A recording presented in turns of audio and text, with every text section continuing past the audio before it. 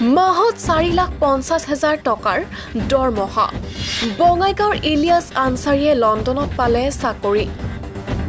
বঙাইগাঁও জিলাৰ চাকলা গাঁওবাসী উৎফুল্লিত হৈ পৰিছে, কিয়নো চাকলা গাঁৱৰ অতি দৰিদ্ৰ পৰিয়াল হাবিবুল্লাহ হুছেইন আনচাৰীৰ ডাঙৰ পুত্ৰ ইলিয়াছ হুছেইন আনচাৰীয়ে লণ্ডনত লাভ কৰিছে চৰকাৰী চাকৰি।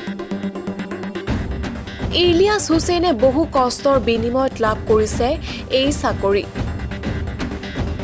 যাৰ বাবে গাঁওবাসী আজি উৎফুল্লিত হৈ পৰিছে।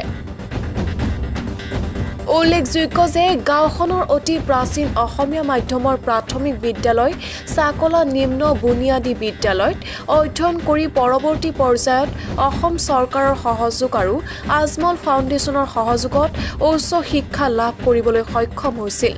মোৰ ল'ৰাটো চাকৰি পাইছে, এতিয়া মোৰ ভাল লাগিছে। কি আপোনাৰ ল'ৰাৰ নাম কি? ইলিয়াছ হুছেইন আনচাৰী।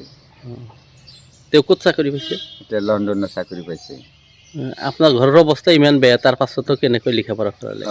মানে সৰু অৱস্থাত আমি এই ল'ৰাটোক এই চাকলা প্ৰাইমেৰীতে পঢ়ছিল, বহুত কষ্ট কৰি। তাৰপিছত আমি ধুমেৰকুৰ হাফিজি মাদ্ৰাছাত পঢ়িব দিছিলোঁ। ধুমেৰকুৰ হাফিজি মাদ্ৰাছাৰ পৰা পাছ কৰি দক্ষিণ নাম্বাৰপাৰা হাইস্কুলত পঢ়িছে। তাৰ পৰা চাকলাত পৰীক্ষা দি পাছ কৰি আজমল ফাউণ্ডেশ্যনত পঢ়িছে। পঢ়ি তাৰ পৰা ষ্টাৰ্ট কৰিছিল হায়াৰ ছেকেণ্ডেৰী। ইয়াৰ পৰা পঢ়ি আইন বিভাগত পঢ়ে এই গুৱাহাটী, এতিয়া শ্বিলং। তাৰ পৰা আকৌ লণ্ডন পঢ়িব STS ইউনিভাৰ্চিটিত পঢ়িছে। তাত LLB আৰু BA একেলগত পাছ কৰিছে। তাৰ পৰা জামিয়া মিলিয়া ইউনিভাৰ্চিটিৰ পৰা LLM পাছ কৰি যোৱা বছৰ লণ্ডনত পঢ়িব গৈছে।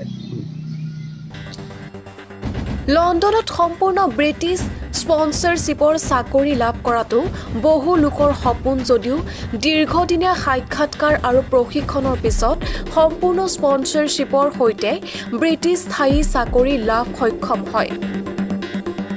কিন্তু অত্যন্ত মেধাৱী ছাত্ৰ ইলিয়াছ হুছেইন আনচাৰীয়ে সকলো হেঙাৰ অতিক্ৰম কৰি লাভ কৰিছে এই চাকৰি।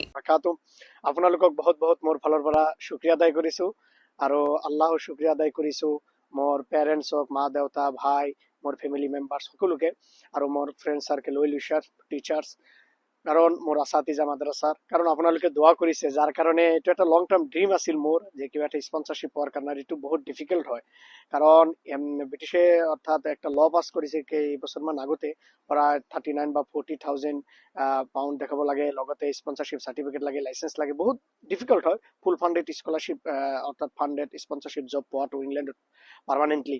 চ' মোৰ এইটো ড্ৰিম আছিল, আৰু যিহেতু আল্লাহ সুবহানাহু ওয়া তাআলাৰ শুক্ৰিয়াত লিগেল ফাৰ্মত বেৰিষ্টাৰ এণ্ড চলিচিটৰ ল ফাৰ্মছ আৰু এই হাউচিং এণ্ড মাৰ্কেটিঙত আপোনাৰ এজন অৰ্থাৎ পেৰালিগেল অফিচাৰ হিচাপে জব পাই বহুত ভাল লাগিছে লণ্ডন কৰিডনত, লণ্ডন ভিক্টৰিয়াৰ ওচৰত। চ' আপোনালোকে আহিলে নিশ্চয় লগ পাম, আৰু বহুত লং টাৰ্ম হয়। এতিয়াতো যাম, ঘৰত যাম, কাৰণ হলিডে থাকে।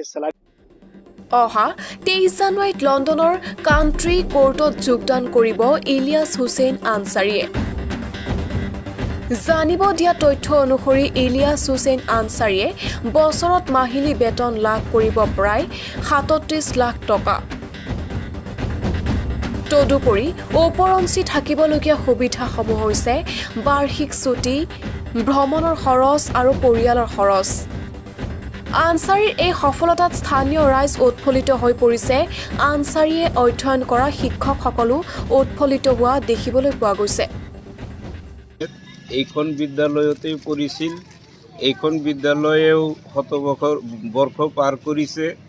তেখেতে আমাৰ স্থানীয় ল'ৰা, আমাৰ এই ল'ৰা, তেখেত সুদীৰ্ঘ এই আপোনাৰ লণ্ডনত গৈ যিটো পেৰা লিগেল অফিচাৰ আইন বিভাগৰ চাকৰি পালে আমি নথৈ আনন্দিত, আমাৰ গাঁওবাসীও আনন্দিত, আমাৰ বিদ্যালয় কৰ্তৃপক্ষও আনন্দিত।